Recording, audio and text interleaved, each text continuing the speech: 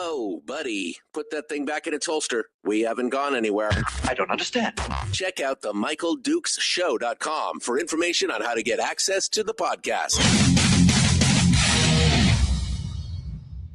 Welcome to the party, pal.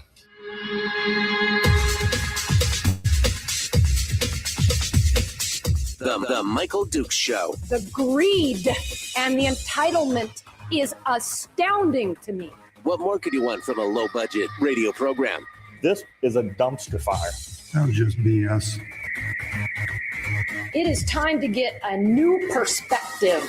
We know just what you need, and we've got just the cure. Open wide and prepare for a steaming hot cup of freedom. I just don't fathom it. The Michael Dukes Show, streaming live across the world. Live around the world on the internet at michaeldukeshow.com and across the state of Alaska on this, your favorite radio station and or FM translator. Hello, my friends, and good morning. Welcome to the program. It is the Michael Dukes Show, Monday edition of the big radio show. Full boat today. We've got a lot of things to discuss. In hour one, we're about to jump into it with gubernatorial candidate Dave Bronson, who's waiting in the wings here patiently. We're going to be with him here in just 1 second. In hour two, we're going to talk with Anna Meredith, who is the project manager for Planet Youth Homer, which is an initiative that is there to build a healthier environment for youth in all of South Central. It was an initiative that was put together back last year under the coordination of the South Kenai Peninsula Resilience Coalition, and we're going to talk with them about what they found in their latest survey and their latest data collection. We're going to talk about that in hour two, plus maybe some headlines and some other things as we get ready to round out the show. Just a quick note before we jump into it with our guests. Next Monday, I'll be traveling back from Fairbanks again. I'm going to Fairbanks this weekend for the big outdoor show, and so I will be traveling back on Monday, so you will have alternate programming wherever you are on Monday morning, be that Mike Gallagher or something else. So next Monday, just FYI, we'll be out and about, flying down from Fairbanks, et cetera, et cetera.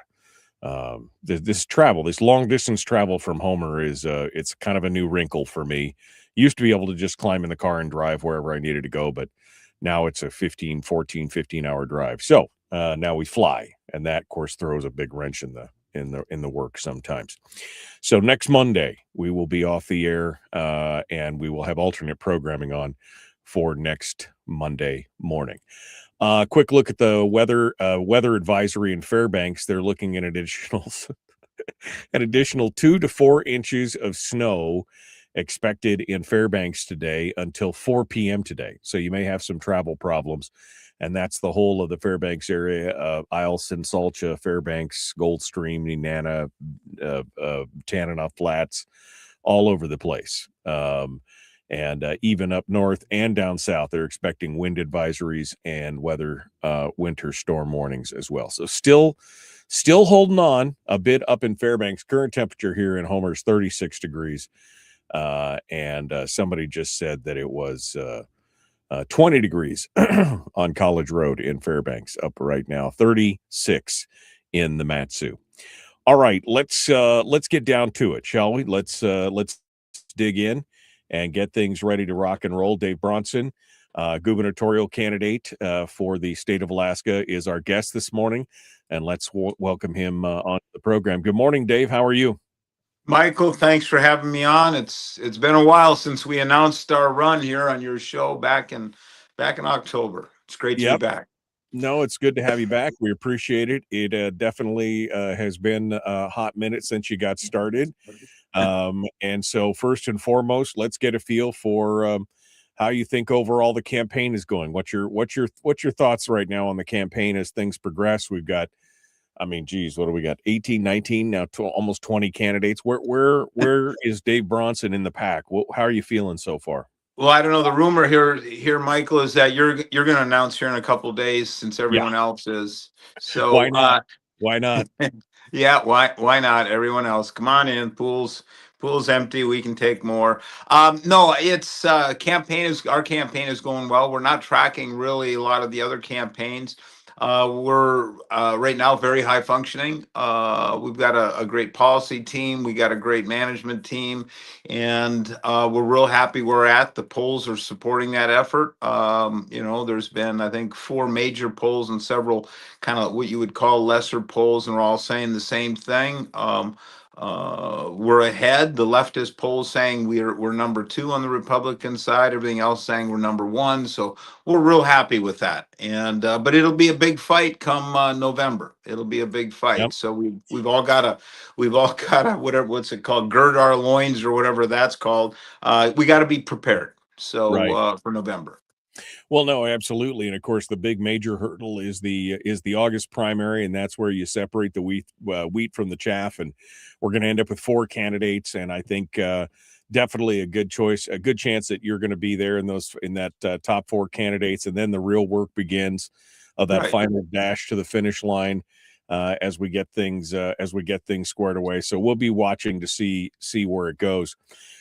Dave, overall, we're still facing a crisis with the windfall that we've received due to the Iranian conflict and the price of oil and everything. We're still facing a crisis because we have we've just got way too much spending going on in this state. We're spending more than we take in, and we continue to do so. We're balancing it on the backs of Alaskans by taking their PFD, by attempting to drain down the various savings account and everything else. So I guess the number one question on my mind that I want to talk to every gubernatorial candidate about is what is the long-term fiscal plan? In I guess that is the long-term and the short-term, because we've got to get through the short-term crisis to be able to see a long-term from here. So what is the long-term plan with the short-term bridge to get us there? Well, the long term, the big picture is this: we simply have to grow. We have to increase our capital budget because that is the seed corn that we plant to help us grow. We've got a contract for projects to especially mining districts, Ambler, North Susitna Access Road. We simply have to do that. And a lot of those things also, especially West Susitna Access Road, centers on the issue of energy, because it's not just money, it's energy, the availability of energy. So we've got to have the coal that's coming off of West Susitna Access. We've got to generate electricity because our electricity here is just way too expensive. And we're not attracting businesses because of that, especially data centers, which, present a set of challenges, I know. So we got to grow the budget. We've got to get better return rates on that thing that creates 70% of our budget, which is the corpus, the earnings off the corpus of the permanent fund. We're getting, I say this, we're about a C student, and we need to be an A student because there's A students out there like Harvard and Yale endowments. And to do that long term, we also need to protect the corpus of the fund, and that's why I support, and Josh Church, my running mate, supports this notion of bringing it into an endowment model. I know some people are afraid of that because it's a change, but it's a good change, because if you put it in an endowment, it protects the entire fund from, let's just call it, raids from the legislature going forward. And then once we can get that fund, the numbers are very rough, but we've been growing fairly well in the fund. But we're at about 88 right now billion. If we can get to 110 billion, we can start funding much of government and doing things that are essential, like paying a full statutory PFD. But until we grow that fund and do so quickly, we're challenged on all things: government spending, the PFD, that guarantee. We've grown government too much. That started back in the, it started a long time ago, but it's certainly accelerated back in 2010 and beyond. And we need to get government back to being highly functional and efficient and staying within our budget. You mentioned the you mentioned the earnings of the permanent fund, which I think is definitely important. And looking at the different looking at the different funds around the country and who has done well and who hasn't. Obviously, the Harvard model is one example. You know, we have the S&P 500, and yet we're paying $1 billion a year to manage these funds and getting substandard returns compared to a That's lot of right. the other these other organizations. What would you do? What would be the you as governor? What would be the things that you would do to try and tack back on that? Because again, I think there has to be a fundamental change in how we manage it. Right. Well, that's one of the fundamental changes, and Josh and I haven't picked a model yet because so you look at the notion of passive management versus active management. When you use active management, that's where we get I think it's $869 million in fees that we spent to outside companies to manage our fund last year. So we spent more in fees managing the fund than we did paying out in the PFD, and that's under an active management. Now, you had suggested going, say, to an S&P 500 index fund, which would be more of a passive management model. You wouldn't have to pay the fees, but then again, the returns can be significantly less. So that's the balancing act. My belief is, and Josh and I is that we would probably stay with an active management model, and then fight to get to get fees lower. We need to understand that we have a staff that we pay, state employees, that I believe and others believe are grossly underutilized in managing the fund, even as we pay outsiders to do their jobs for these great folks that manage it for us. So that's going to be a struggle, but we simply have got to demand better performance. One of the troubles with this is that we're having is on the notion of liquidity. You know, the return rate is based on what kind of assets you have and what your asset mix is. Our asset mix has to be fairly liquid, or too liquid, I should say, because they don't know when in any given springtime the legislature is going to come in and demand money out of the fund, out of the ERA. So when we do that, and an ERA is a very large part of the overall fund, when you stick with very liquid assets, or you're compelled to, then you're going to get a lower return rate, and that's why we're down in that, that 6 to 8% range. If we could simply, when you look at $88 billion, if you could go to 10% return, just 10%, and a lot of us are doing much better than that in our 401ks. But yeah, again, I acknowledge that that's a different model. But if we could get to 10% on a 10-year moving average, 10%, that's $8.8 billion a year earnings. That's a lot of money. And again, with the target being growing the overall fund up northward of $110 billion. That's kind of a break-even point where all of a sudden we're able to fund a lot of new things, or I should say not new things, a lot of government and the full PFD, with that, even as we have to shrink government in some areas. I mean, I think that you're talking about this $110 benchmark, and I think this 110 billion, yeah. 120 billion. Yeah, I think this is a valid question from the chat room, because you mentioned paying the full PFD at that point. Is the support of a full statutory PFD conditional on having that $110 billion, or is it something along the way? I mean, what's the guarantee that they won't just absorb all that money into other government spending? Well, the guarantee is called elections, and unfortunately, and I'll kind of jump into that because you hit the nail on the head. The issue is we look at Anchorage here just a week ago, and we had abysmal voter turnout, and so we had the best slate of candidates I've ever seen in my 35 years in the city, and we lost, and quite frankly, we put a bunch of leftists in there. And so Anchorage, 40% of the state, even more of that of the economy, is still being governed by leftists, from the mayor's office to the assembly. And so the guarantee is called elections. And how are elections done properly? We get very high voter turnout.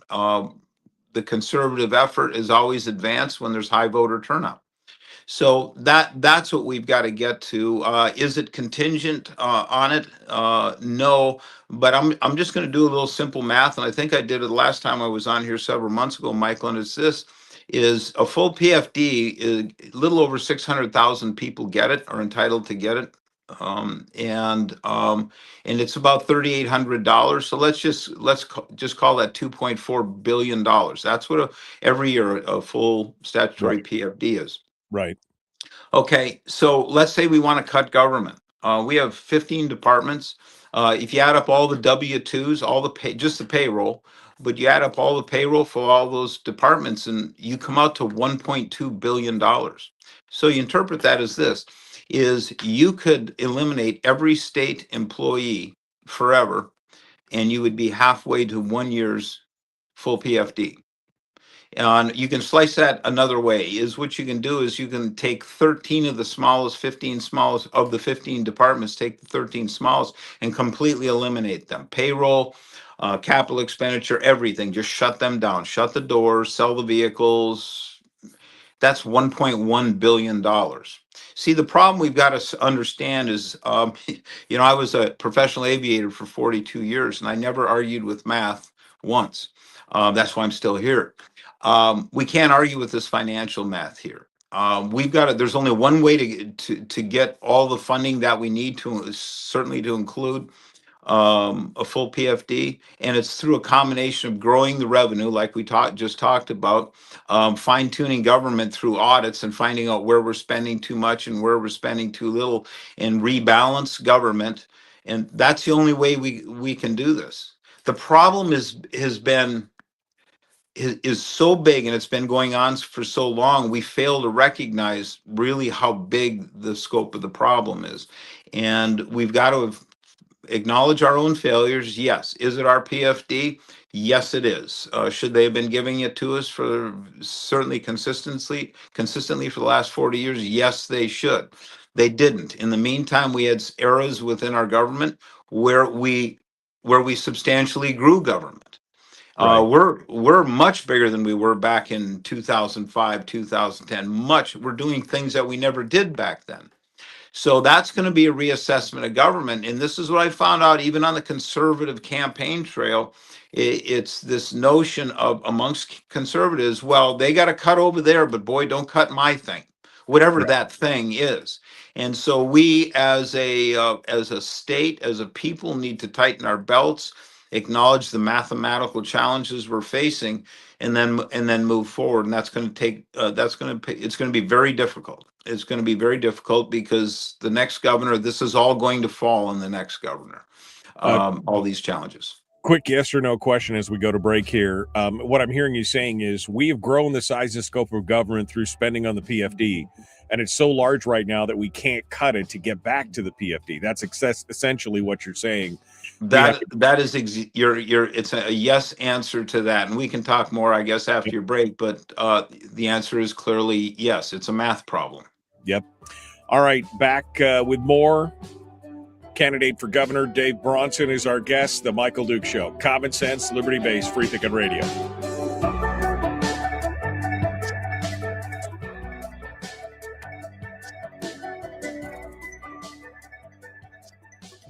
If you missed the show, you can listen to it on your time with Dukes On Demand. Oh, and it's free. Like America used to be. Streaming live every weekday morning on Facebook Live and MichaelDukesShow.com. Okay, we're in the break right now. Dave Bronson is our guest. We've got about, I'll tell you exactly how much we have. I'll put it up on the screen here so Dave can see it here as we click down on it to get where we need to go. All right. Let me see if there's some. Let me go back up here and see what some of the other folks have said here. We went over Chris's question about the statutory PFD, whether it's conditional. Let's see. How about Terry says, how about a private economy to grow our state and not depending on the PFD to fund our state? I guess that's one of the questions. I think that's actually kind of a good tie-in, Dave, because we're talking about growing the PFD to $110 billion. And that has no connectivity to the private economy. I mean, to the local private economy. It does obviously to the stock market and other things, but how does that help the local economy? Because again, it's being ignored at this point because it's not generating any revenue for the state. So why do they care what's going on in the local economy? And putting it at $110 just allows them to continue to grow as the fund grows without any real mechanism to check it against what's happening in the private economy. Well, again, it is connected, but I'll come back to that. The check and balance, I hate to be dogmatic on this. The check and balance is called elections. And we've got to elect, and I know some folks here, more conservatives or libertarians, people who have a strong passion for limited government, like I do. I'm I guess a conservative libertarian. That's what I believe.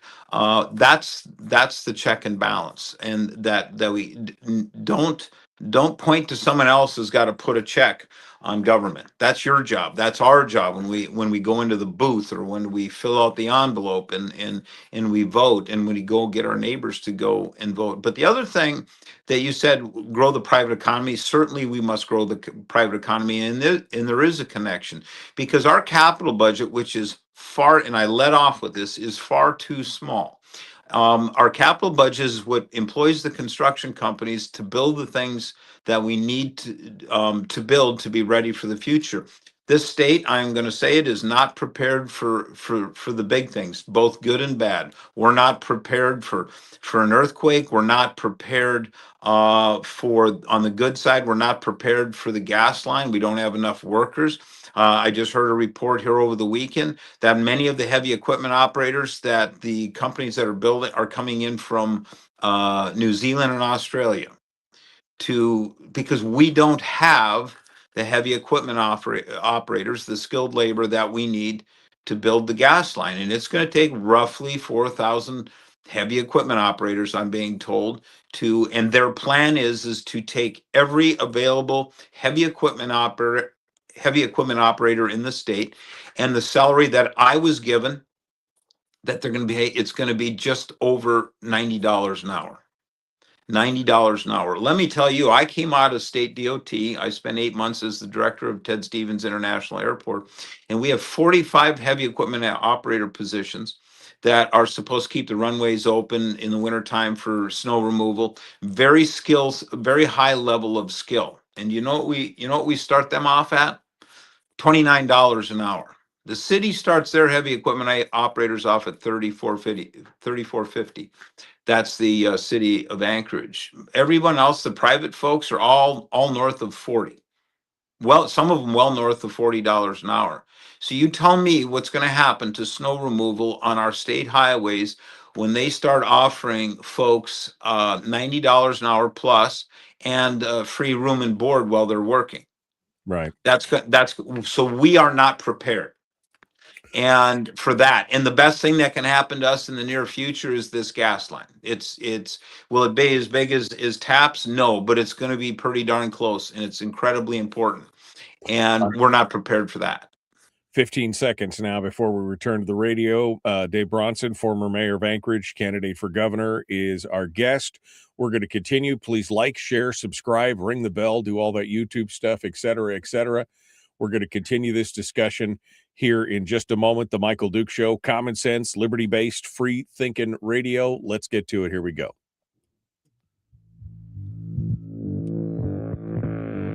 Today's recipe is the important Alaskan news of the day with a dash of sardonic smile, a pinch of eye twinkle, not that you can see that on the radio, and a touch of acidity.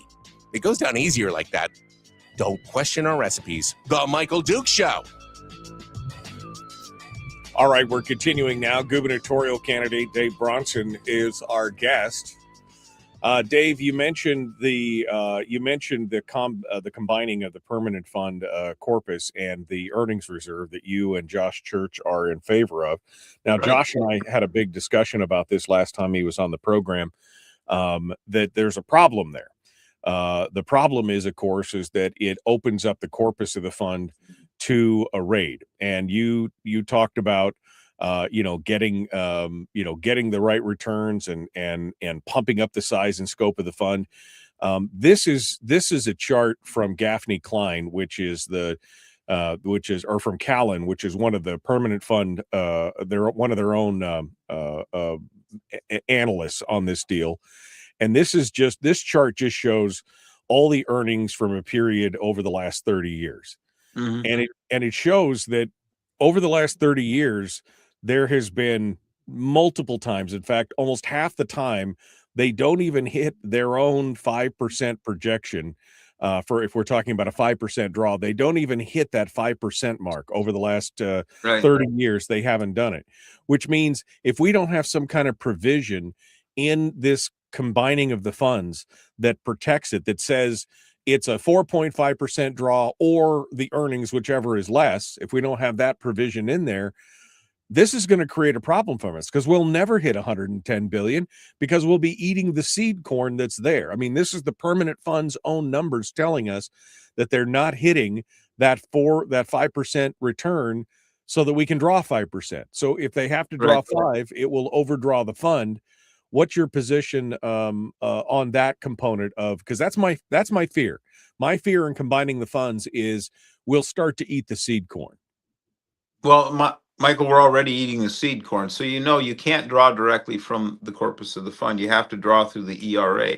So when we have a legislator come in and say, we need extra money. There was one proposal of several years ago where we were going to fund the entire budget out of the ERA, or there was another one where we were going to inflation proof the corpus by taking out $5 billion is what that does is, again, we spoke to that earlier, we compel the management of the fund to be in very liquid funds. When you can't take money directly out of the corpus, you have to take it out of the ERA. That's the purpose of the ERA. When you do that, is what you're doing is you're compelling them oftentimes to go into the corpus, sell, transfer funds to the ERA, and then from the ERA take funds to fund government. That is the rate. It's a mechanism.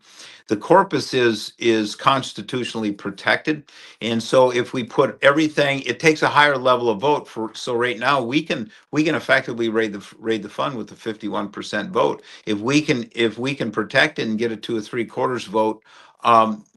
You always want the legislature to have access to the money. Let's just say we had an earthquake, a tsunami, and we wiped out half the Kenai Peninsula. At that point, that's an exigency that you want to manage and save people's lives. And if it took several $billion, I think we would be willing as Alaskans to spend that. But barring something like that, we've got to drastically limit the legislature's ability to go into the fund. Once the managers of the fund see that security, then they can start investing in higher return equities and bonds. And that's what we need to get to. Is this a quick fix? No, there's no quick fixes because we broke this over at least the last 40 years. And it's going to take some time. But Josh's estimates, and he's a fiduciary, he's been crunching numbers and he's created a team of former state financial officials to include legislators. And if we do this right, in somewhere between 6 to 10 years, we will be approaching that over $100 billion, approaching $110 billion. And then we can get to the point where we can, even as we trim government, we can fund more government. So then the pressure to create new taxes, which I'm adamantly opposed to, goes away, and then we fund those things that are required. And the full PFT is required. We can't forget that. But if there's no money, what do you do? And I'm just telling you, I'm gonna be blunt with you. Anyone who's telling you can cut your way, we can cut our way to a full PFD. Is lying to you or has absolutely no idea what they're talking about. That's just a mathematical fact. I don't argue with math, like I said in the beginning. I'm not going to start at 67 years old. I'm not going to start arguing with mathematics. That's a fact. And I know I'm supposed to come into these various political forums, and there's a rule in politics. You're supposed to tell people what you think they want to hear. I never Right. do that. I'll just give you the facts, and if you don't like it, as we said, there's a lot of other people to choose from. But you Well, don't need a politician in here lying to you. how's that working out for us so far? You know, promising a full PFD and not delivering. That's been a common theme in this state. You just mentioned the 6 to 10 year time frame of growing growing the permanent fund up to a certain amount. So my question is, how do we stay alive between now and then, Dave? 6 to 10 years, even on the low end of 6 years. I mean, we had a deficit this year going in. It was $1 billion. And the only reason we're not going to be suffering it this year, obviously, is the Iranian thing. We don't know how long that's going to go. And so how do we survive the next 6 years or 10 years, if you want to go to the out years of it? But how do we survive the next 6 years? Well, it's a victory of a bunch of small additions. So, and not to inject politics inside, but I look at what's called the Big Beautiful Bill and the injection of money into the state for that. Senator Sullivan announced the other day that we're now going to have 3 icebreakers coming in. That's a couple of thousand people coming in to stimulate our. That's maintainers, sailors. Coming in, we're building Pika and Willow. Those are going to add to that other half of the formula, which is the oil revenue. Some people think most of our revenue for the state comes from oil revenue. That was the case 10 years and greater before. That's not the case. It's about 30% of our total revenue comes from taps. But boy, if we can fill taps. When I first came up, taps was nearly 2 million barrels a day, and now we're a fraction of that. But we've hit bottom and we're turning around. So we do that, and then the other thing is we make sure we capture as much federal money. And I'm sorry, as a conservative, my job is to get as governor, to get every last federal dollar for this state that I possibly can. If we want to cut money going to states, they can start on the East Coast where they began all this. They got their highways, they got their bridges and their infrastructure paid by the federal government. Now it's our turn, and it's Hawaii's turn. And I will fight for that. So that being said, we need to get all of absolutely every dollar in our 90-10 match through for our highways and our bridges and our roads. That's got to be done. If we don't put in the 10%, we don't get the 90%. And we're going to fight for that. We're going to make sure the STIP is done on time, so that that mechanism is primed and ready to get the 90% from the federal government. And so you just got to imagine, we start repairing our roads, building our roads, and our bridges and our new roads. Things start growing. But if anyone think there's one button that we can press here, and all of a sudden we're going to have the glory days, that's not it. It's going to take sacrifice. It's going to take hard work. But we can't keep doing what we've been doing. That's not working. You just said it. How's that working for us? It's not. And you need politicians that'll tell you the truth. Here's the medicine. And you got to hire politicians that are fiscal conservatives that keep government in check, and then they grow the economy through the private sector. We were just talking during the break about the disconnect between the public and the private economy, and how there is no incentive to grow the private economy. And you made a comment to say the capital budget is an important part of that, because it pays for and it hires the construction companies and everything else. That's right. And there's that's the connection. But that's a one-way connection. That's a connection from government to the private economy.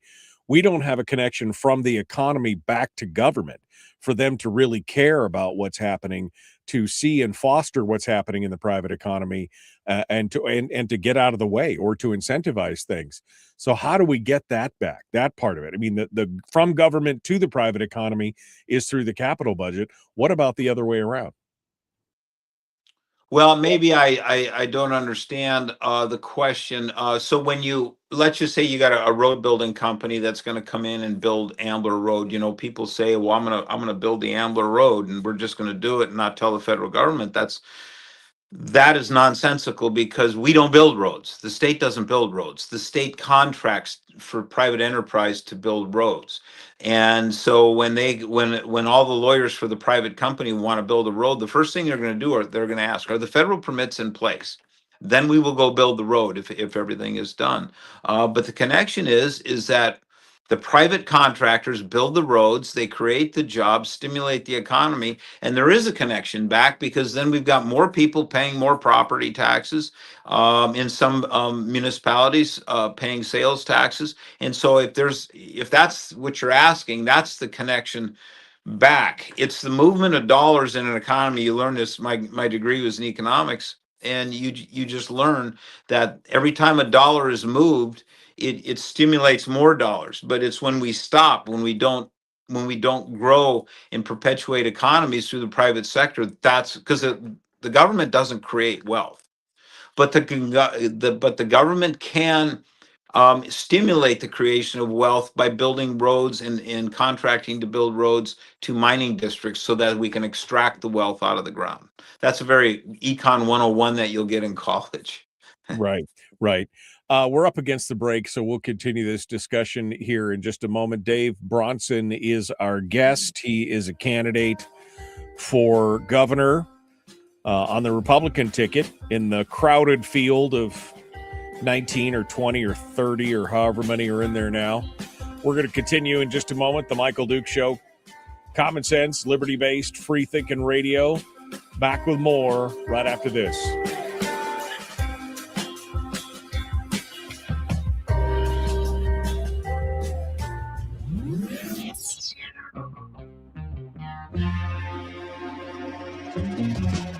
Running on 100% pure beard power. Oh, also some coffee. We dip our beard in coffee. Ha, nice beard. The Michael Duke Show.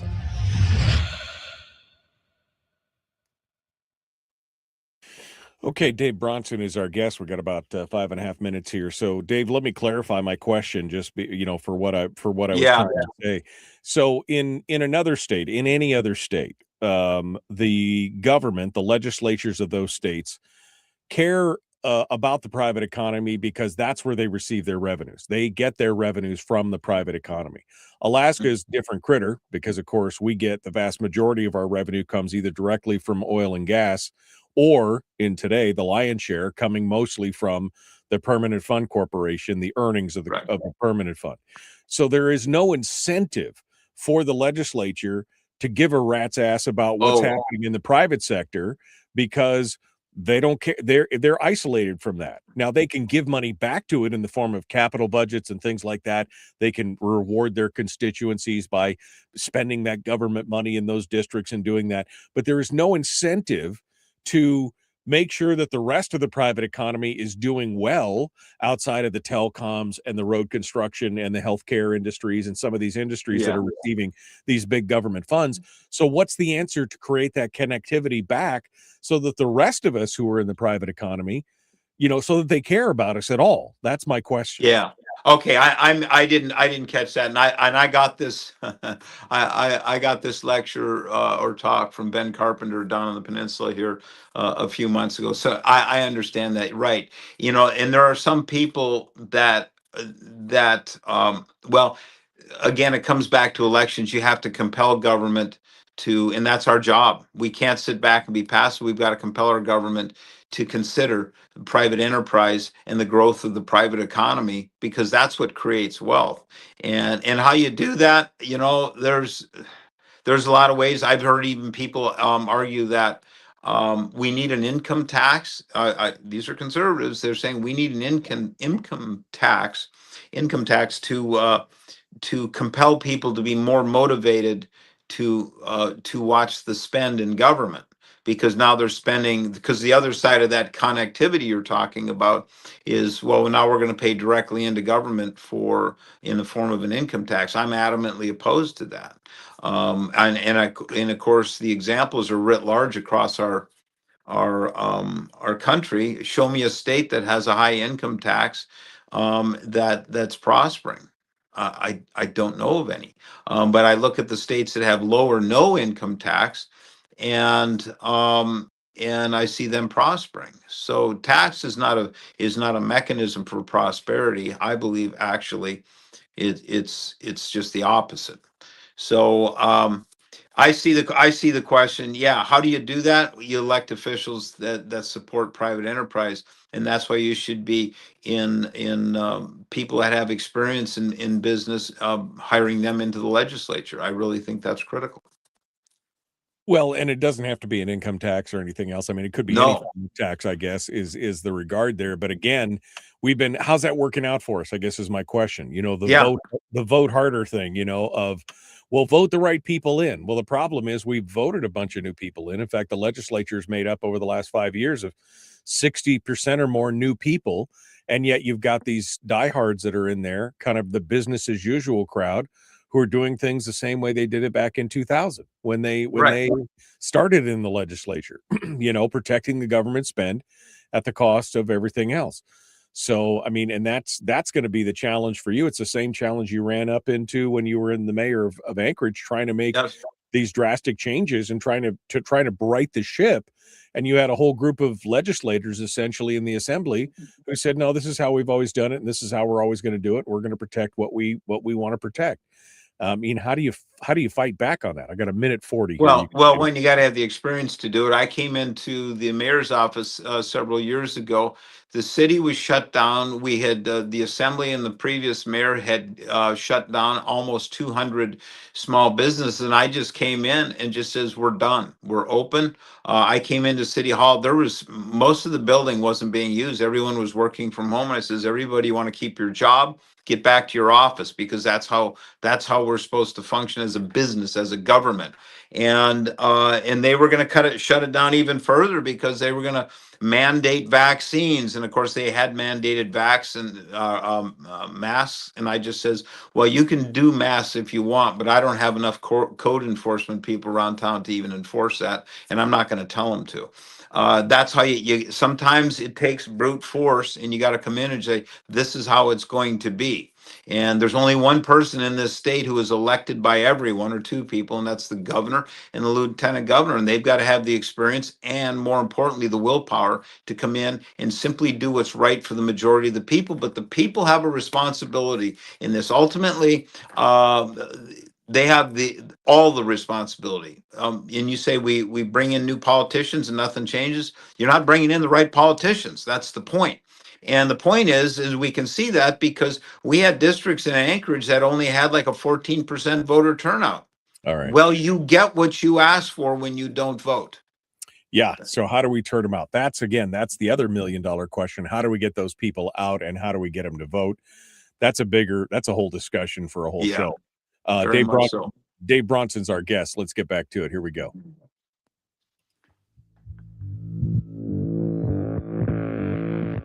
As Michael always says when he's tucking me into bed, no man's life, liberty, or property is safe while the legislature's in session.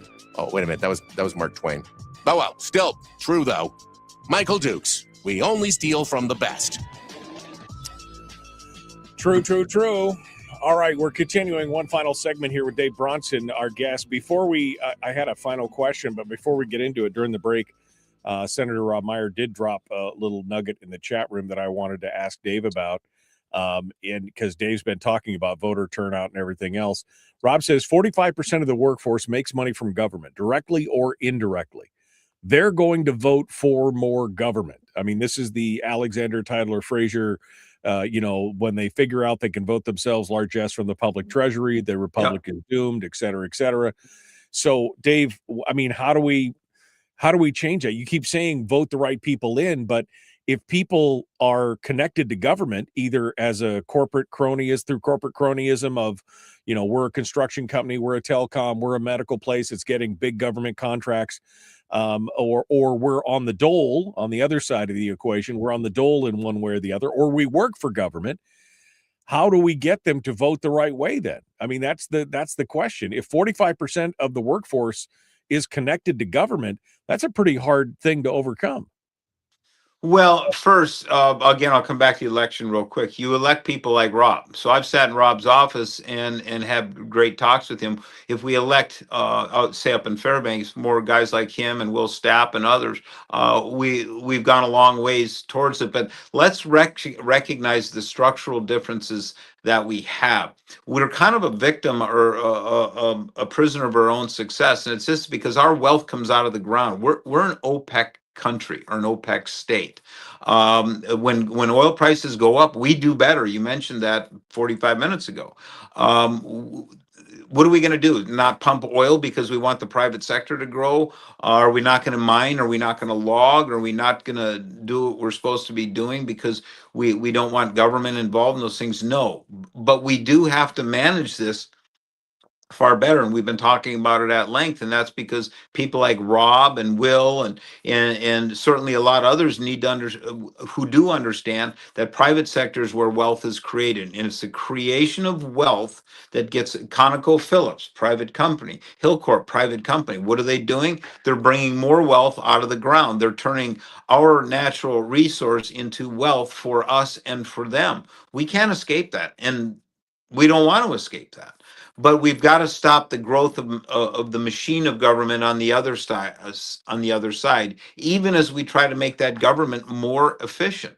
Um, you know, Governor Dunleavy has started has ordered Administrative Order 360, which compels us to get rid of government regulations. That's a good start because government is right now, we are ranked either 49th or 50th, depending on states that are least conducive to private enterprise.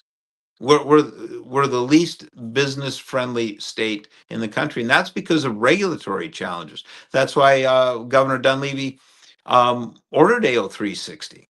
We've got to shrink government to where we can. There's other places like the example I gave you. We're only paying our snowplow drivers at the airport, our heavy equipment operators, $29 an hour, and we can't attract them. They don't come in. So now we're supposed to have 45, 3 shifts of 15 guys. I'm just giving you I like to speak from what I know, and those people all reported to work for me. And we have 6 or 7 per shift. We got like 18 people filling 45 positions. That's a problem come next blizzard. That's a real problem. So let me ask you now, let's show the connectivity. All the outside heavy equipment operators are going to have to come in to get the gas line done. If they come in during a blizzard, they can't get in because the runway's open, because there's all the heavy equipment operators that plow the snow are up in work camp digging a hole for the gas line. That's just one tiny small example of the connectivity of all this. And I'm telling you, changing government is a very difficult thing. I did it at the city, and everything we do in government, for the mayors or the governors, that's the most difficult job, is changing the direction of the bureaucracies. We're winding down here. We're running out of time. So let me put you in the catbird seat. Dave Bronson is elected as the governor. What does the initial steps look like? I mean, how are we going to improve the state? What are the things that you're going to do right out of the gate as governor to try and improve what's happening here in the state? Well, the first and foremost thing, and it won't be just day one, it'll be a continuous process, is hire those commissioners and those people in leadership who share the vision that I have of a more efficient government, of a government that actually can hire people. Do you know how difficult it is to hire people at the state? I do. It's incredibly difficult. It takes so long administratively to hire someone that they've already gone on to another job just about every time, and that's got to get fixed. So the hiring the people that share your vision and that are forceful and are good executives, because you can't. We've got 15 departments, and you can't run them all. You have to delegate. So you delegate to people that do it. Then there's the appointment to the commissions. Appointment. When it comes to fisheries, you gotta have a good commissioner there, you've got to hold people's feet to the fire day in, day out. So I learned as a young lieutenant in the military, I says leadership by walking around. I learned that from the senior NCOs that taught me to be a leader, and then the senior officers, and the bosses got to get out and be in departments. And I don't care if it's a DOT office in Talkeetna or something. You, when you're driving by, you stop in, you say hi, you get a cup of coffee, and you say, hey, what's going on with you? Because if you only talk to the senior leadership, you may not get the right picture. And I learned this in the military. Your senior NCOs know exactly what's going on. And if you take the time to go talk to them, you'll have a better picture of what's going on in the organization that you're responsible for. And that's how you make the changes. Because I've just, and some folks here may not like it, but I've got into state government, I got into city government. I was a typical, very conservative person. I thought, a bunch of lazy workers and everything else. When I went to the city, I found the vast majority of them just wanted to do their job, and they wanted their government out of their way so they could do their job. I went to the state and I found the exact same thing. I just found the vast majority of them are very good people, and they want their state, they want their city to do better. But it's our own government that's in the way. And I'm telling you, that is going to be the most difficult part for the next governor, is continue on with some of the changes that the Governor Dunleavy has put in place. But you got to be walking around. You got to be down in those departments, down in those offices, and talking to people. It takes a lot of time and a lot of shoe leather. Dave Bronson, our guest. We're down to the last 2 minutes here, Dave. So I guess I'll give you the floor and give you the chance to make your final elevator pitch, as it were, to talk about things. So, and then tell folks where they can find out about you and if you've got any meetings or anything else. So, your final thoughts here, Dave Bronson, as we wrap things up. Well, we're coming. This is going to be a very important election, and the most important election in all of our lives is the next election. And this is going to be the next election on April 18th, or excuse me, August 18th, and then first Tuesday in November, like every year. And everyone's got to make the same decision. When you're picking a candidate, you got to answer 3 questions. The first one is, does that candidate agree with me ideologically? And therefore, is that candidate conservative? Is he center right at least? Does he believe what I believe? Can he do? Then the next question is, can he or she do the job? I think governing 40% of the population of the state, as mayor, I think I've proven I can do the job, even with an extremely hostile legislative body. And the next question is, you have to answer this, is, can that person win? Because you can be perfect on the first 2 questions, but if you can't win, well, your choice doesn't matter. And I think the polls are crystal clear. I can win, and I'm polling number 1 in all of the major polls in this state. I'm polling number 1 on the right. I am behind a couple a person on the left, but that's because they're sharing a smaller pool, or there fewer people are competing for that group of Right. the electorate on the left. So Right. those 3 questions. So again, I don't know how many minutes I got left, but at the end of the day, 20 seconds. Yep, 20 seconds. Yep. Okay. So if you want to know, about us, about Josh and I, go to davebronson.com, and everything is there. Our policies are there. You can click on a button. You can get way deeper into our policy, or you can just focus on our high level statements there. But feel free to kind of dig in and then connect with us. We have people that monitor info@davebronson.com every day, and we just ask that you reach out to us. And then we're going to have another episode of our blog, which is called whohatesdave.com. That should be coming up here in just a couple of weeks, and that'll be out there too. All right, a couple of comments on the way out, Dave, because we ran over the end of the hour, which is fine. But Okay. and we've got our guests waiting in the wings here for the next hour. But I just want to just a couple quick comments here, and I think Rob Myers has been on target today when you said, "Well, what do we do? Just leave the oil in the ground and not drill?"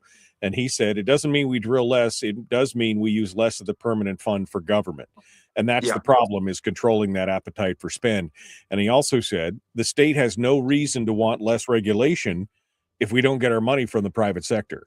Yeah. That's the thing. There's no incentive there. So I think that's the important part of what we're touching on here. And if there's another way outside of some form of taxation to get that connectivity, I'm all about it because I don't like taxes.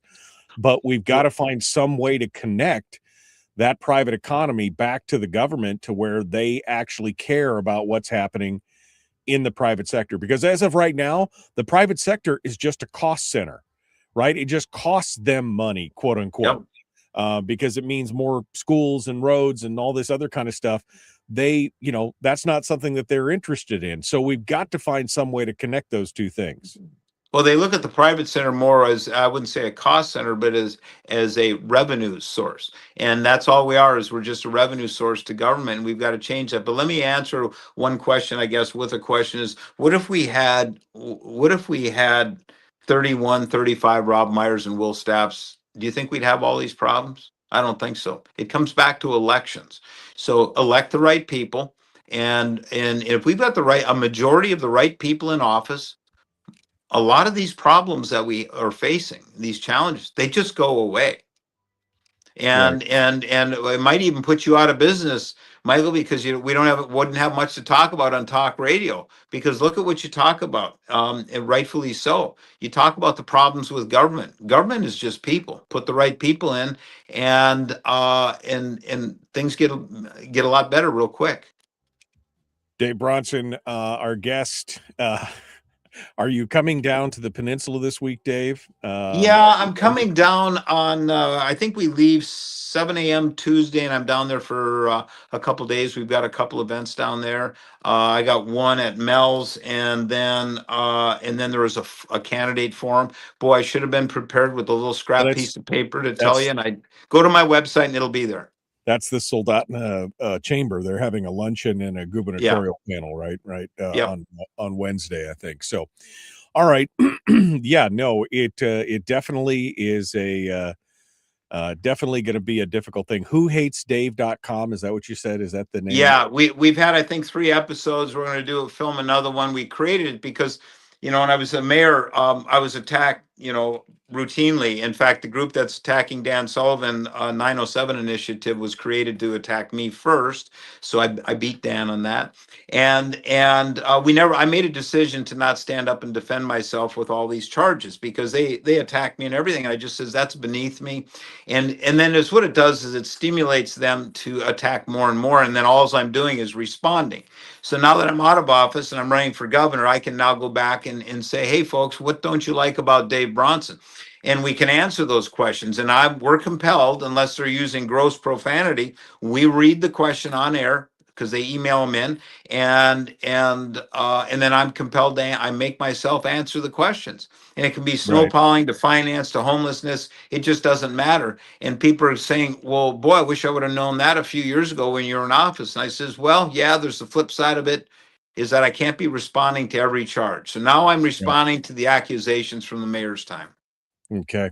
All right, Dave Bronson, our guest. Dave, thanks so much for coming on board. I appreciate you being part of it.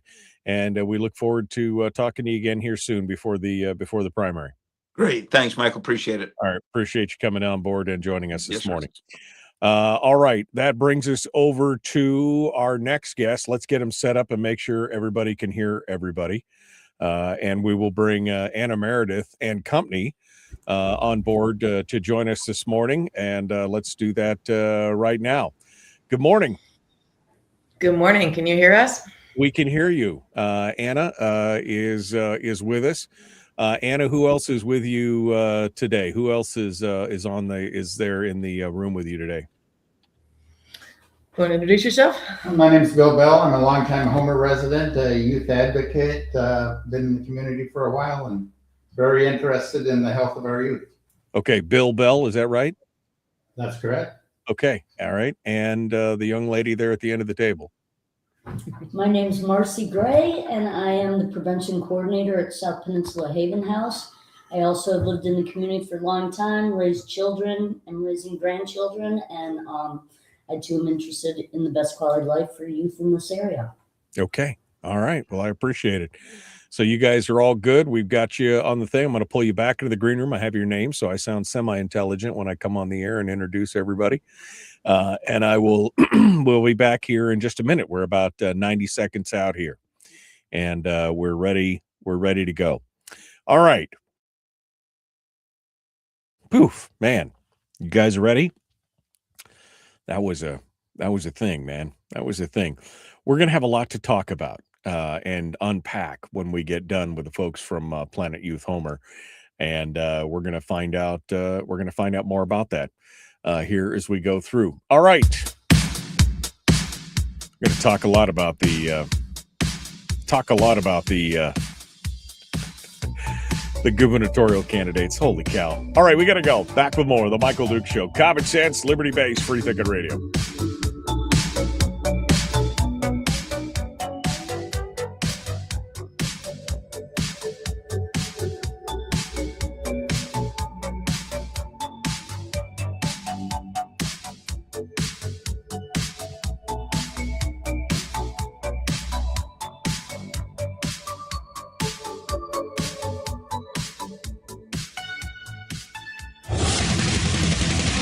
Whoa, buddy. Put that thing back in its holster. We haven't gone anywhere. I don't understand. Check out themichaeldukesshow.com for information on how to get access to the podcast.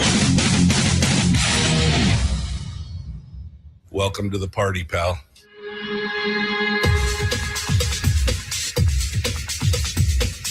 The Michael Dukes Show. The greed and the entitlement is astounding to me. What more could you want from a low-budget radio program?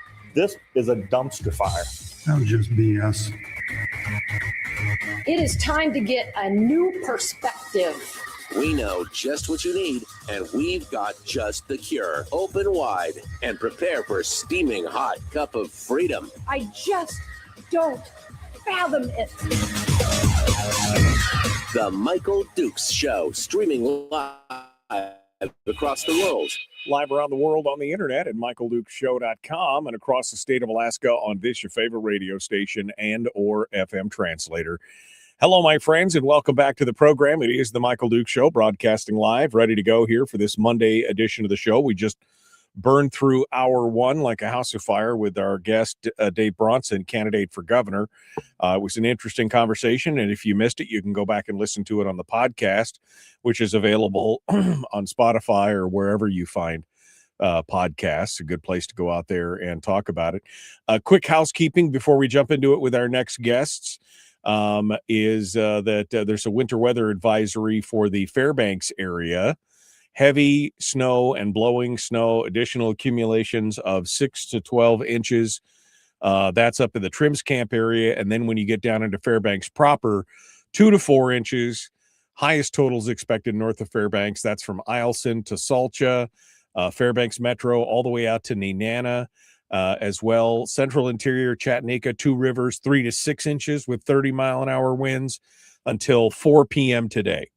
So little weather out there. Current temperature is 35 degrees here, 36 now in Homer, 36 in Anchorage, 20 in Fairbanks, 34 up in the Mat-Su from what I heard earlier. So we are getting warmer. We're getting there. One final piece of housekeeping. Next Monday, I will be traveling back from Fairbanks on Monday morning. And so we will have alternate programming. We'll not have the show on Monday. Instead, wherever you're listening, there'll be alternate programming because I can't be in two places at once. I've tried. It's uncomfortable. So we're going to do that next Monday. Will be alternate programming for the show as I return from Fairbanks, where I will be this weekend and into Monday as well. All right. Hour two. Our guests today are from the initiative from Planet Youth Homer, which is a long-term community-wide initiative that is there to build a healthier environment for our youth through an evidence-based and data-driven prevention approach. The initiative was initially launched back in February of 25 under the leadership and coordination of the South Kenai Peninsula Resilience Coalition. And joining us this morning is the project director, Anna Meredith, along with guests Bill Bell, who's a youth advocate here in the Homer area, as well as Marcy Gray, who is with the South Peninsula Haven House. She also, again, working with youth here in the area, and we welcome them all to the program this morning. Good morning. Morning, Mike. Morning. Morning. Good morning. So let's start off with Anna here. Anna, tell us a little bit about Planet Youth Homer and, who you are, what you do, how does it work, and what's our benefit here? Let's get started there. All right. Yeah, thank you for having us on this Monday morning. So Planet Youth Homer is entering into the end of our second year. And this is a community-wide initiative, as you mentioned, implementing the Icelandic prevention model. And so the number one step of the Icelandic prevention model is to have a strong local coalition. And our Southern Kenai Peninsula Resilience Coalition has been in our community for over 10 years. And so it brings together hundreds of organizations, individuals, parents, medical providers, prevention workers, school supports and staff. And I mean, it's anybody would be welcome, private businesses. And because we've been going on for over a decade, we just have a really strong base. And that's really the essential step, because it's got to be community wide. It's got to be community supported. And so the mission really kind of tunneled in to connect young people with healthy, safe adults over the years. And so how are we going to do that? Because science shows that's the number one thing for teenagers and adolescents is to have at least, ideally 5. The power of 5 anchors is what the science shows, but up to 5 safe adults in their life, and how pivotal that can be for their future adult self. And so the method that kept coming to the forefront over the last 2-3 decades was this Icelandic prevention model. And so we embraced that in almost 2 years ago. I went to Iceland and studied up on it in 2024, I believe. And so anyway, it's been here in the community, and we'll tell you all about the process of it. But the main thing you asked, what's the purpose? How does it help? Is to shift our culture in a healthy way so that all children and young people have access to the things that they need to thrive. And so, of course, there's no easy answer to what young people need. Right. So, right. Well, and there was a lot of things that came out of this latest survey too. It's interesting because we talk about, the age of technology and everything else, and yet many kids feel more isolated than ever before. And we have a problem with teen depression and suicide and things across the country, and we here in Alaska seem to suffer from that almost more than anybody. And I think it has to do with geography and a lot of other things. But walk us through, with the help of Bill and Marcy there, walk us through what we've discovered in this latest survey. And what does it tell us about the youth here on the peninsula, in the Homer area? What does it tell us, and what can be done to help out here? I think maybe before we broke down the data into 5 areas of where we are shining and 4 areas of where we can grow. And maybe before they speak to that, I just wanted to share specifics about the survey, just so that people are fully know. Walk us through it. You've got the guests there and everything else. So walk us through it with whoever needs to say whatever. Let's find out more about this. Okay, thank you. So, excuse me. So we focused on grades 9 through 11 here in the Homer area. And just to note, the name right now, the branding, I suppose, is Planet Youth Homer. However, that it encompasses all young people who access services, whether it's school or work or their families work here in the Homer proper area. So it could encompass young people all the way, from Ninilchik to across Ketchimek Bay, to our neighboring villages there, to the head of the bay with our Russian neighbors. So it is Planet Youth Homer by name, but that doesn't mean that it's strictly Homer. So grades 9 through 11 at public, alternative, and homeschool students were invited to participate. It was completely anonymous. It was completely optional, and guardian and youth consent was required. And so for this first round, this is just our baseline. We were aiming for 80%, which is what the Icelandic prevention models strives for. And we achieved a 54% response rate among 9th through 11th graders. So we really hope every 18 months when we implement the next survey, so we can compare data and how we're doing as a community. We really hope that that number goes up, so we hear from more young people overall, of course. And so I don't know if you guys want to talk about where we're shining at the very bottom in the front, or just in general what you feel. General. Yeah, in general, sure. Okay. So, Marcy? You have a question? Well, should we just go right into the survey information is what you want? Sure. So, Sure. Yeah, absolutely. okay, so yeah, as Anna described, parental consent to take this survey was a big piece of this. So just getting the word out about the survey and that it was available and get an idea of what we were trying to get from. So what we really wanted was the voice of the youth locally about what is it like to live here now. It's really easy as adults to make assumptions about what's going on for them, but it's all about really getting their voice. And so, yeah, we feel like our starting number at 54% in this community is pretty amazing, and it needs to grow, but we're hoping this is going to help get the word out and we will have more takers. So one of the first places that we found out that youth are feeling pretty good is they feel connected to the community. They feel comfortable and safe, and they feel like their community is there for them. Families are engaged and supportive. They feel like they do have adults and family members that care about them and that they can access and talk with. Schools are felt to be relationship centered. They feel connected with their teachers and the adults that are in school with them of these youth that have been surveyed. As well as their peer connection was strong in schools too. Mm-hmm. And I'm just going over the bullet points and then we'll talk about it more in detail. The other thing that we're shining is that youth are mainly active during their free time, whether it's in sports, school sports, whether it's art, music, and different programs that are available after school, that they are pretty busy, which is also a really strong thing.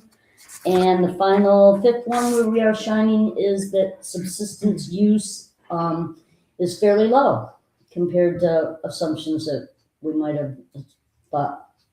You said subsistence, but I'm assuming you mean substance use. I always do that. Yep. Substance use. Because is subsistence low. use being high is great. Substance use being high, not so good. Exactly. Okay. Well, those are all good things. And I would say a 54% turnout for a first go. I mean, that's not bad. I mean, look at our voter turnout. 54% is pretty phenomenal, right? I mean, Thanks for pointing that out.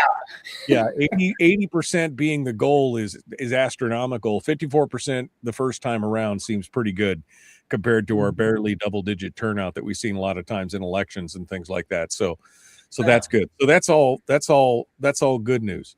We're going to dive down a little bit deeper here. Sure. If we look at where we're not doing as well, we kind of have 4 issues that you and I could probably come up with right off the top of our head. The first one was mental health and well-being, that a significant number of the youth feel stressed during the course of a week, more so in females than in males. A lot of them thought that they needed some mental health counseling, and they did know where to get it, but only about half of those that felt like they needed some mental health support, whether that is just dealing with anxiety, dealing with stress. Half of those could find it, but another half knew they needed it, but never quite got to it. So that's something that the community needs to look at. The other thing that we found out in terms of substance use, if we look at teens that had been drinking or using cannabis over the last week, there was a direct correlation with how much time they spend with their families on weekends. That the more they spent time with the weekends with their family, the less apt they were to have been involved in any drinking or substance use. Right. Sleep and fatigue are quite high. 80% of the students said that they feel tired at school. You know, they're reporting that about 60% say that they get 8 hours of sleep at night. And that may be an issue in our survey is we talked to them about when they went to bed and when they got up, but there's still the expected 4 hours of screen time that they get in sometime during the day. Right. And that seems to be a pretty consistent number. Right. About 20% said they actually fall asleep in school during the course of the week.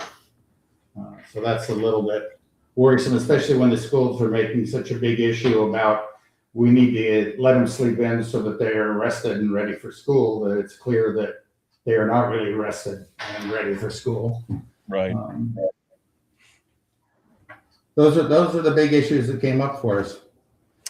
Well, it's interesting. I mean, we've got a lot of, we as parents and those that are listeners, we've got some ideas, I'm sure, but we want to hear what your guys' ideas are to fix some of these problems. We're up against the break, and so we're going to take this quick break, and we'll be back with the folks from Planet Youth Homer, Anna, Marcy, and Bill. We will continue here in just a moment. Don't go anywhere. The Michael Show, common sense, liberty-based, free-thinking radio. We return right after this. Don't go anywhere.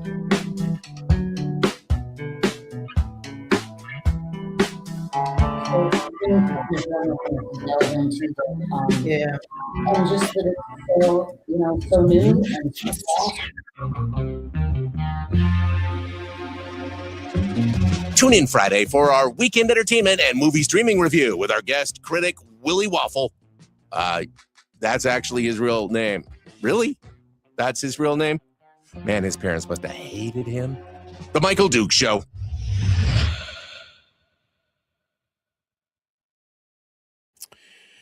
Okay, we're in the break right now.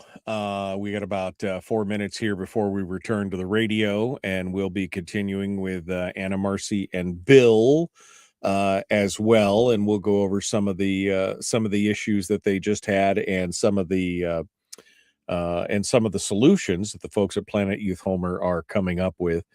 We were just having this conversation in my household. You guys muted yourself. There we go. We just having this conversation in our household about screen time. This is for adults, not for kids, okay? Because my youngest right now is 20 years old. But we were having this discussion about screen time and everything else, and Bill just mentioned it, 4 hours a day of screen time.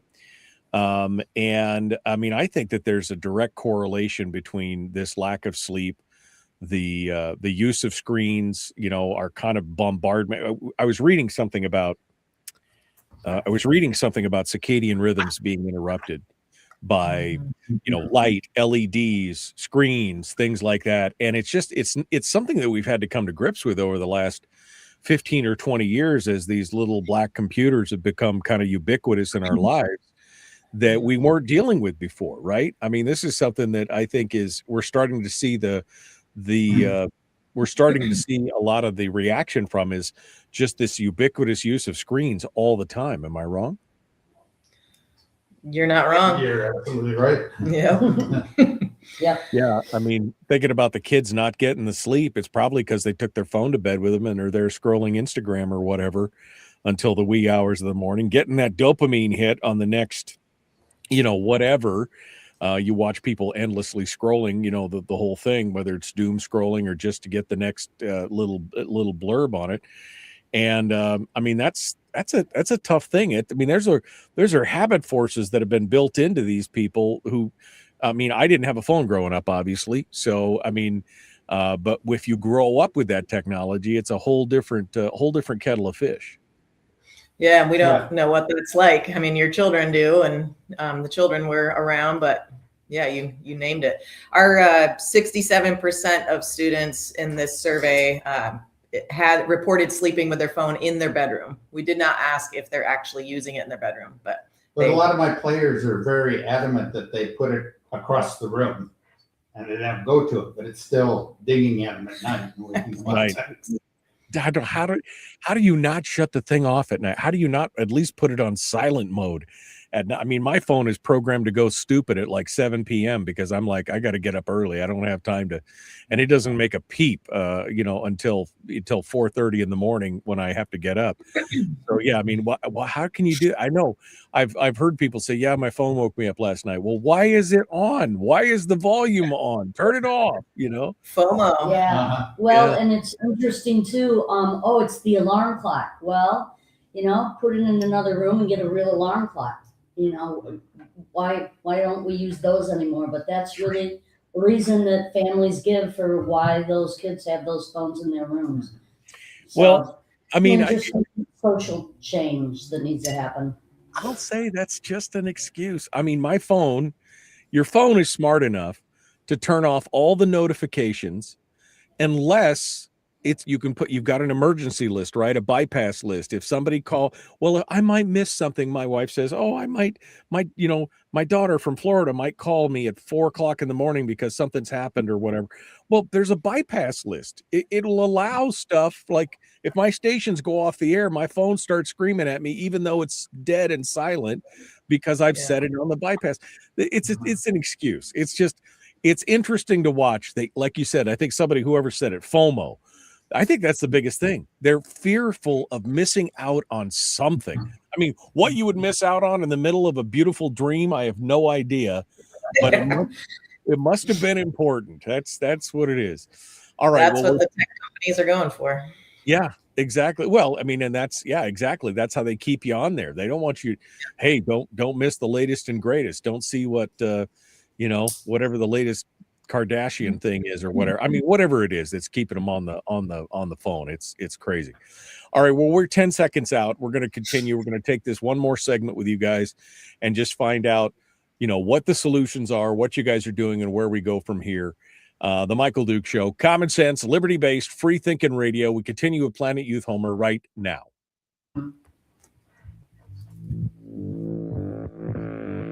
Alaskan Talk Radio with a host who actually lives in Alaska.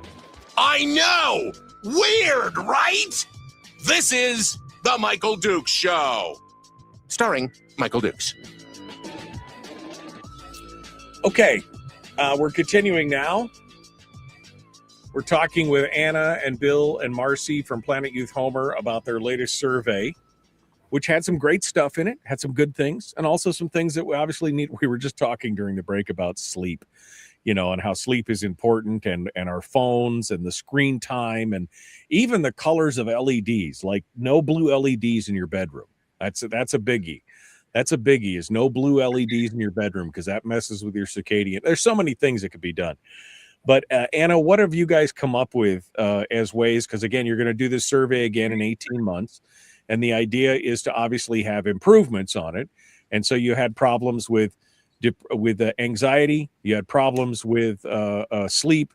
What are the things that Planet Youth is trying to pull together to try and help these kids out, I guess? So I'm glad you asked, Michael, because that's what the whole community is saying. Like, okay, what are we going to do about it? And that's perfect because that's exactly where we are at in this, in the phase. I mean, following this process is progress. We're often reminded that from our Planet Youth colleagues. So we just entered the action planning phase. We still, just us being here this morning is the data dissemination phase. So we're trying to get it out.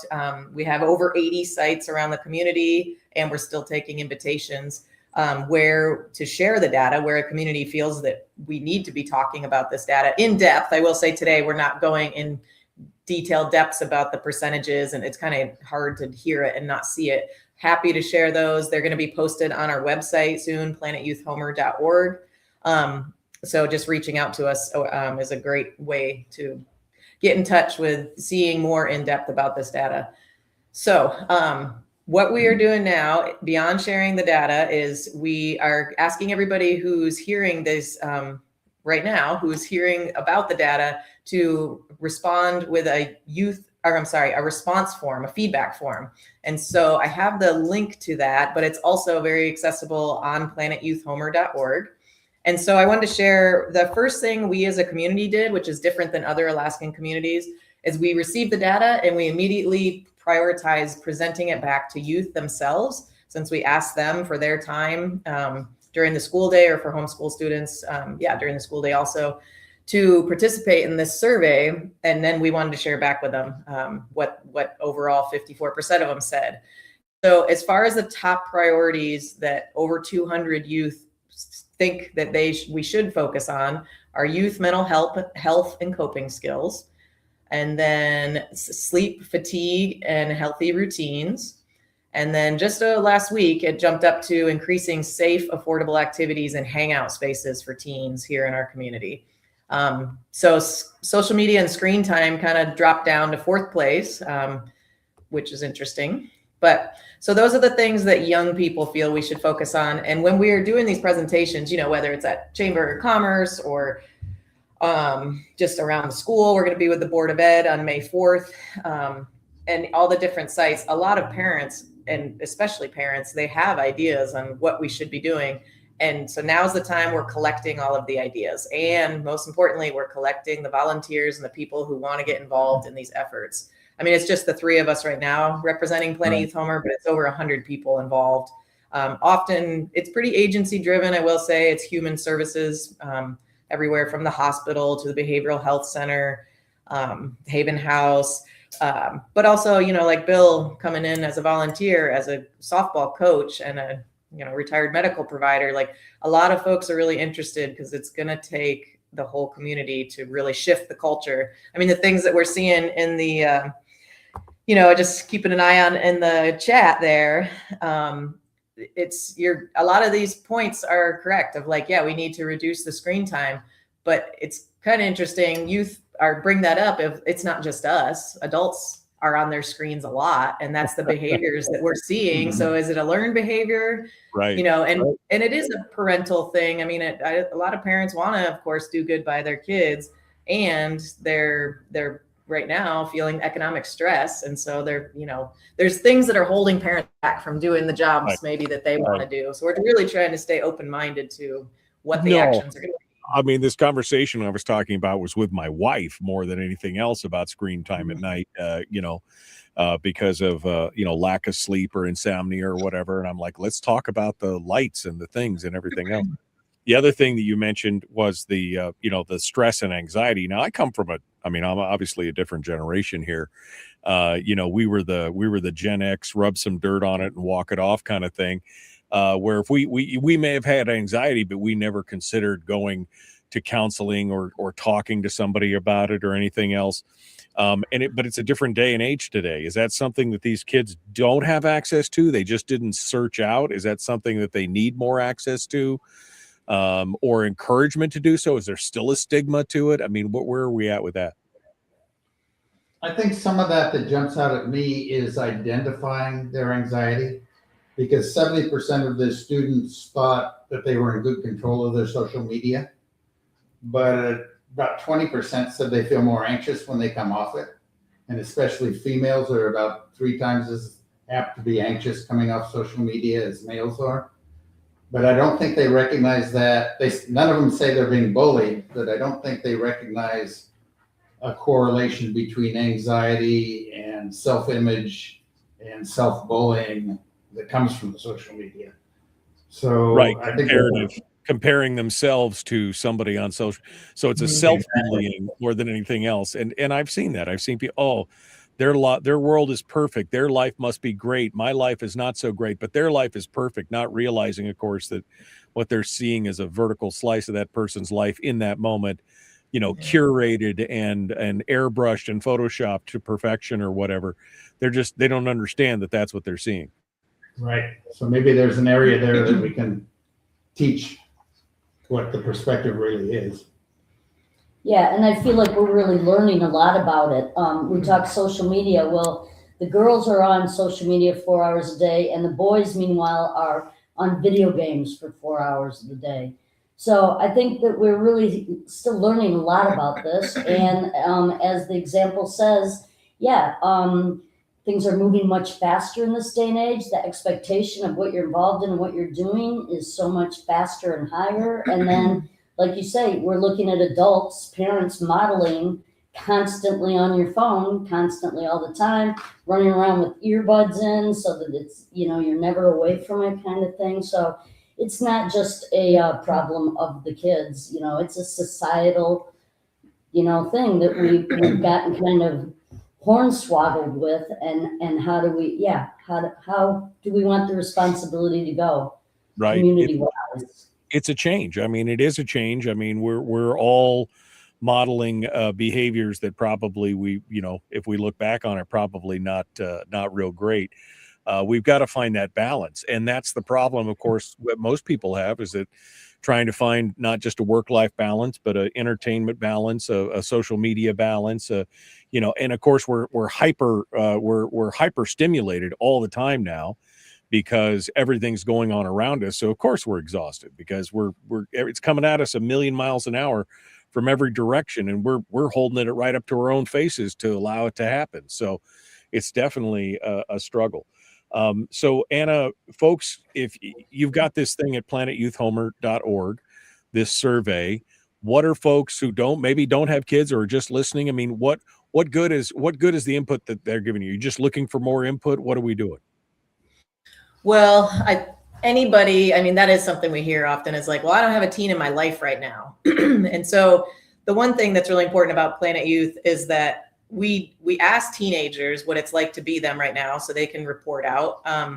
And any action plans, the benefits, this is, part of the model ideally, is the benefits trickle down to, I have a 3-year-old son. So the benefits trickle down all the way throughout the younger children coming up too. And we look at this as beyond a decade-long process. So over time, we want to see, maybe by the time my 3-year-old is entering middle school, maybe that's just a cultural thing here in Homer that, kids aren't, I don't know, this is just an example, but maybe they're not accessing social media until 8th grade. I mean, that's a national movement, wait till 8th, or not having a phone themselves. So it's a good, what we need are people to be involved and know that you do play a role, whether you feel you do or not. If you're a community person and you're going to the store and you see a group of teens and, you can make eye contact, you can look at them, acknowledge them, you can smile at them. But I think a lot of people just have a fear around adolescence is the response that I get. I've been working with teens for over 15 years. And typically people are like, oh man, thanks for doing that work. And I think it's great to be around the younger generation. Right. I think that they seem to have, they're the most empathetic folks I'm around. So just a lot of, compassion for each other and for others.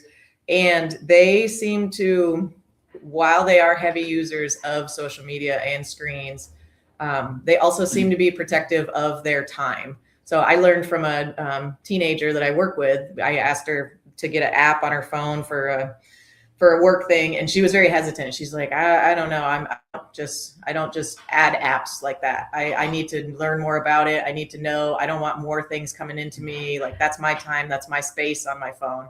And so that's for time. I had even considered that. So I think we, maybe, our generation, we have to do some unlearning too, and kind of be open to what these young folks have against them and follow their lead a little bit. Right. Well, it's not like we're not susceptible. Rick says, MD, perfect. His TV is on. His pad is watching the local news while listening to my show. Right. So it's all three of those things all at once. It's the overload. I mean, how many, I'll be sitting watching a movie and I turn around and my wife and my daughter and they're all on their phones watching the movie with me. Right. I mean, come on, guys. It's the multitasking from hell. It's run amok. It's definitely interesting. Well, I'm interested to hear more about this as you guys go on and do things. We're down to the last 3 minutes here, so maybe just a quick roundtable discussion on things that we in the community can help with. And this is in Homer and on the Southern Peninsula, but this could be, if you folks listening up in Fairbanks, this could be something you guys could be doing up in Fairbanks as well, or anywhere else in the state that you happen to be listening to this. So let's do a quick roundtable discussion here, or quick round with everybody. We'll start off with Bill and work our way around to Anna. But Bill, final thoughts here on this and what we can do to help and what we can do to help our youth. A couple quick final thoughts. The fact that I alluded to teens that spend more time with their families are less apt to engage in drinking, other behaviors. I think the people that don't have teams can come support the teams, like in youth events. Show up, you think about a basketball game in Homer in the winter is packed with people that don't have any teams that are in that game. But coming and letting the teams know that you're there supporting them is wonderful. The Icelandic model actually made success because they started offering vouchers so teams could go do after school activities in their leisure time. And I think we're getting into an environment here with the school district that we are more pay to play, and we're going to price teens out of doing art classes. We're going to price them out of doing sports.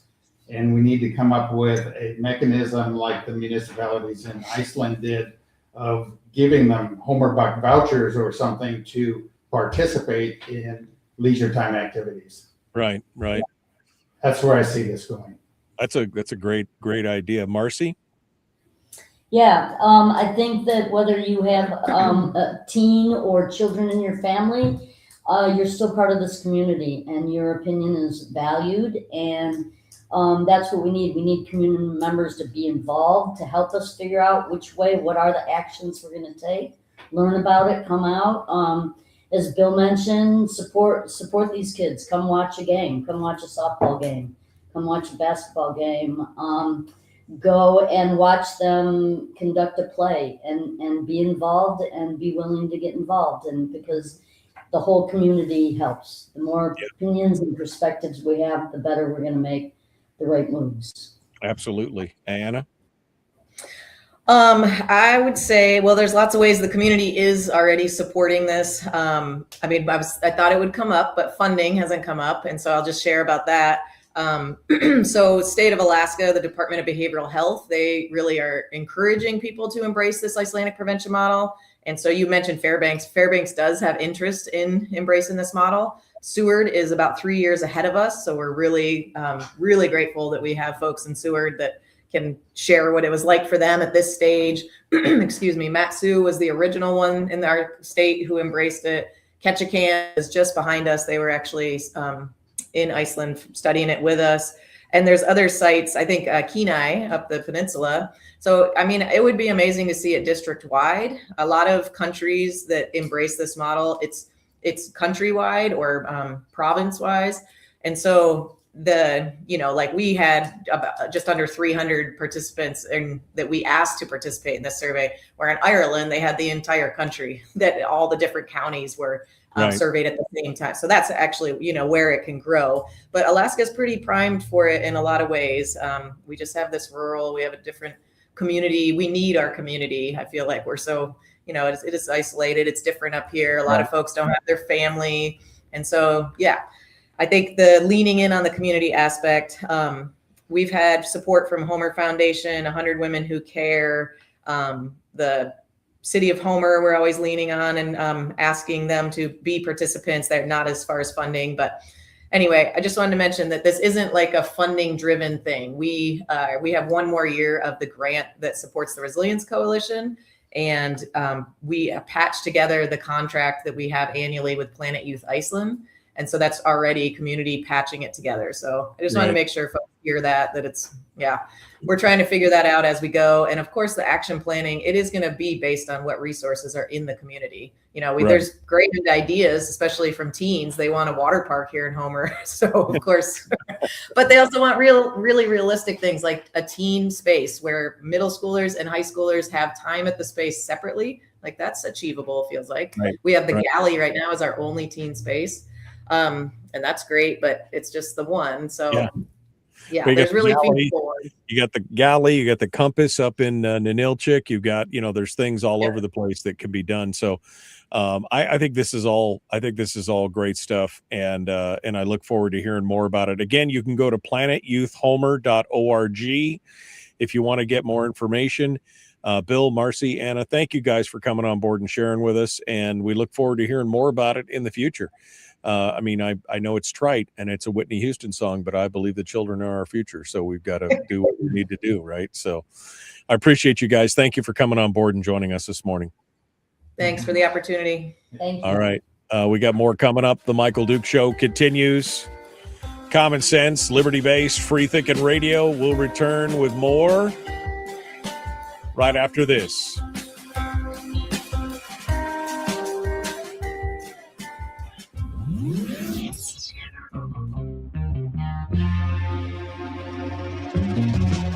Running on 100% pure beard power. Oh, also some coffee. We dip our beard in coffee. Ha, nice beard. The Michael Duke Show.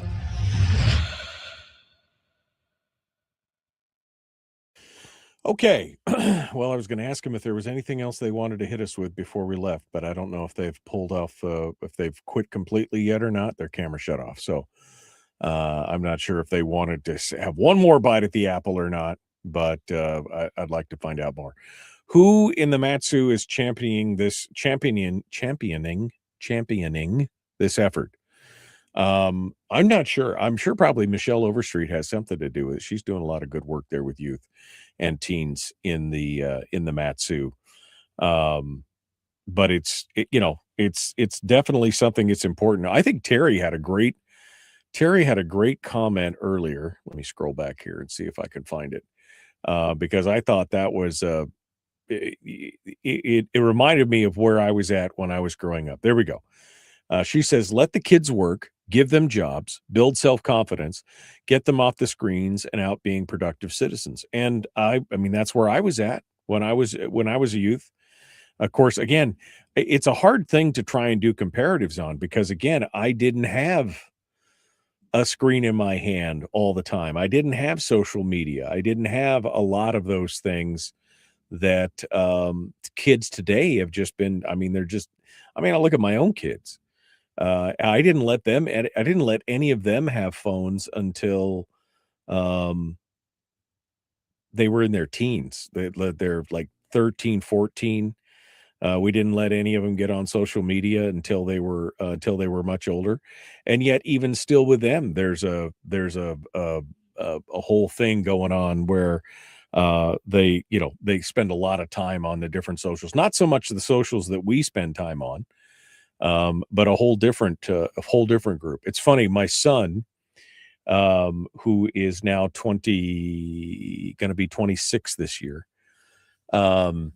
he has friends that he met online 15 years ago, 10 years ago, maybe. I guess 10 years ago. Friends that he gamed with and did everything else. And now they've become real life best friends, and he's traveled down to see them and they've traveled up to see him. And it's just a whole different, it's a whole different thing. It's a whole different world than what we grew up in. And it's interesting. I'm happy to hear that most of those kids are feeling pretty good. The whole social media and the anxiety thing, and the more females being anxious than the males. Again, I think that's a physiological thing a lot of times, but it's social media is so hard especially on the ladies, because they're setting like Bill said, they're setting themselves up for their own self-bullying, right? Where they're like, oh, hey, I'm not as good as X, Y, or Z, or I don't look as great or feel as great, or I'm not having as good a time as whoever. It's crazy. I mean, I'm glad I had my kids and we raised our kids when I did. I would not want to be raising young kids right now, because my kids were growing up as things were growing, right? I mean, when did we get what were we watching? We were watching something. Oh, we were watching Casino Royale, James Bond, right? And Terry and I were laughing because his phone was the fanciest phone that they had at the time, was this little Ericsson phone. It wasn't even a smartphone, just a little mobile phone. And I was thinking about that, and that was, thinking about handing kids these smartphones these days compared to what they had back in what I had, which was no phone. We had a party line back in the day. That's what we had. Where you had to pick up the phone to make sure nobody else was on it before you dialed out, right? And now, of course, it's a whole different thing. Yeah, we're getting old. We're definitely feeling it there for sure. I was a child that didn't have both my parents and moved around a lot, and Homer was my best experience in all the years I went to school, and I went to a lot of school. I'm glad. I love it. I love it here. I've noticed that young adults, older teens, those coming into the workforce have a difficult time making casual conversation. See, that's something that I never experienced with my kids. We homeschooled all our kids, right? And so it's one of those things where I often said, I'm raising my kids to be adults, not kids or not teenagers. And so I always expected more of them. And so they're very good at those kind of casual conversation things. But there are a lot that are, they're more used to having a conversation on the phone. I mean, how many times have you heard somebody say, don't call me, text me, right? And there's a lot of anxiety. I think a lot of this anxiety comes from the screen usage too. I mean, not that I would give it up, not that I'm going to give it up because it's so useful and so beneficial for everything that we do. But there's got to be a way to work around it. There's got to be a way to try and work some of that. But I think a lot of that anxiety comes from that as well. Anyway, it's crazy. Okay, well, we're 15 seconds out. We're going to change gears back again, and I'm going to talk a little bit about Mayor Bronson's time with us and everything else. The Michael Duke Show. Common sense, liberty-based, free-thinking radio. Let's go.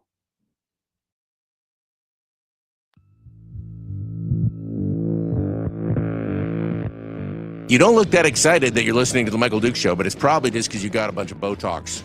Are you smiling? Blink twice if you need help. This is the Michael Duke Show. Okay.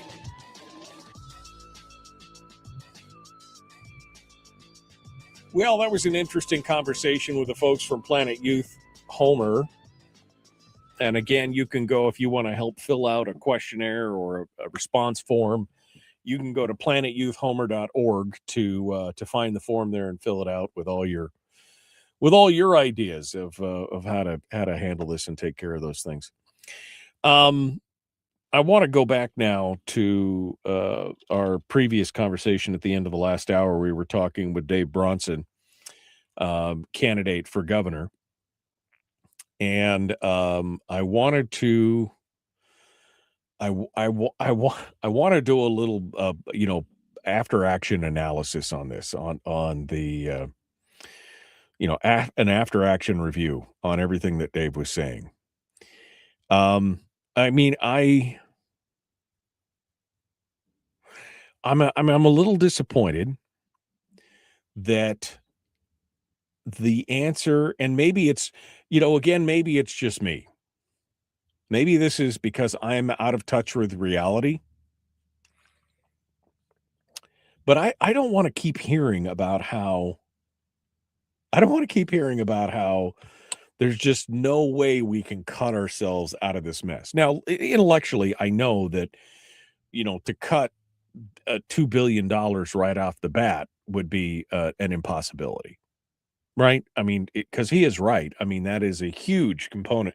That's a huge portion of the workforce and the size and scope of government and everything else. But again, how did we get here? We got here one bite at a time. And so I would really embrace a candidate who would at least say, we're going to start looking at cutting, X, Y, or Z, or we're going to at least start.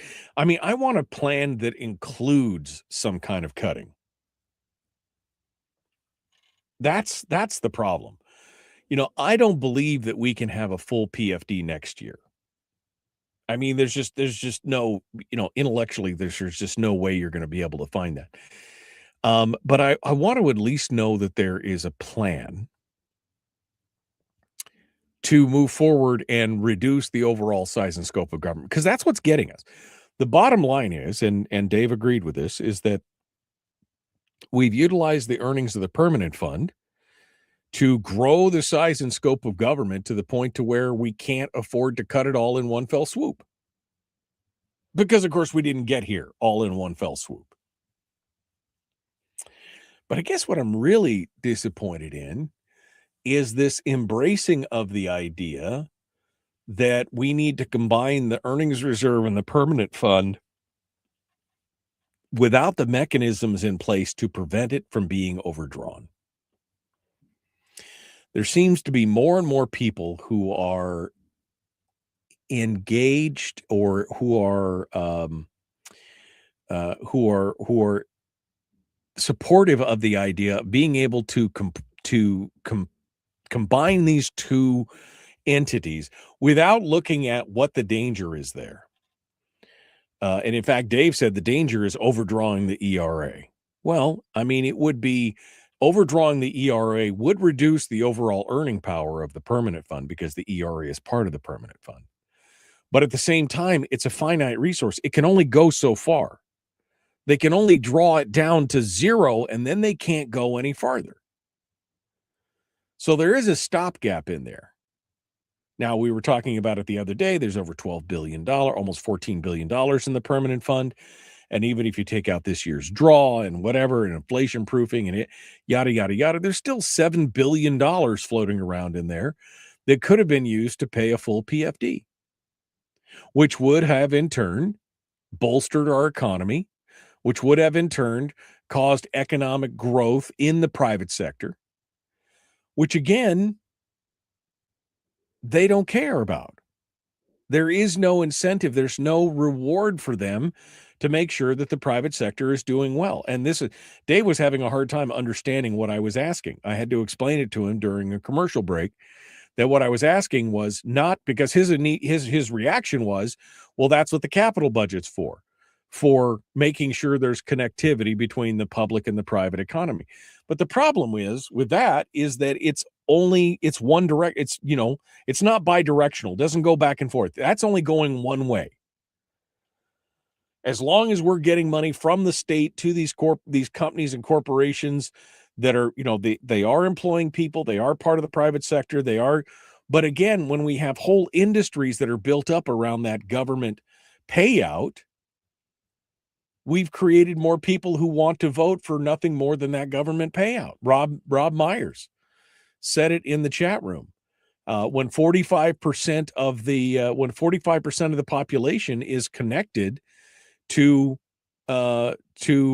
government in one form or another, they're going to vote for more government. 45% of the workforce makes money from the government directly or indirectly. They're going to vote for more government, and that's the problem. So it's, I think Dave is a solid candidate, but the problem is that we are so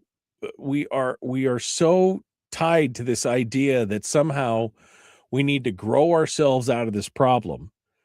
But again, if we grow, we have to have the discipline to change how we spend the money. And so far, I'm not seeing that discipline to see.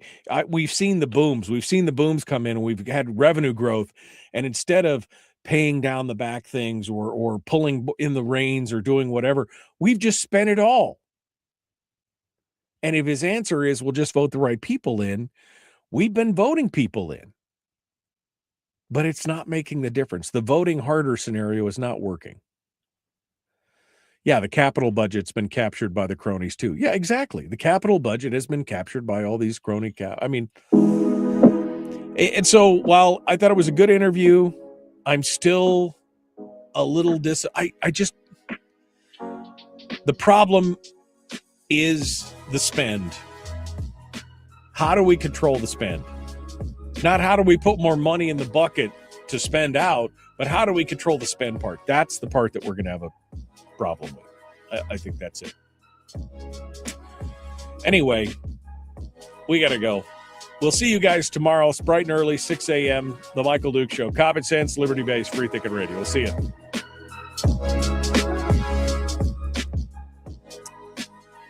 All right. Well, guys, I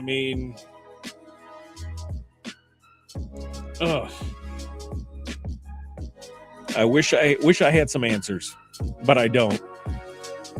I'm just watching it grow and grow and grow. That's where I think things are going. All right. Well, we'll see you guys tomorrow. Be kind, love one another, live well.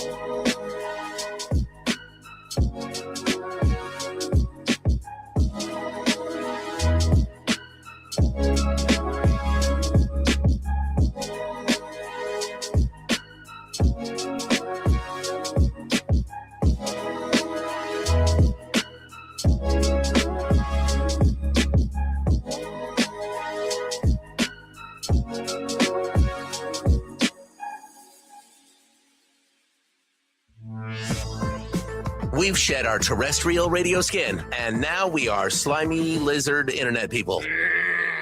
It's the Michael Duke Show.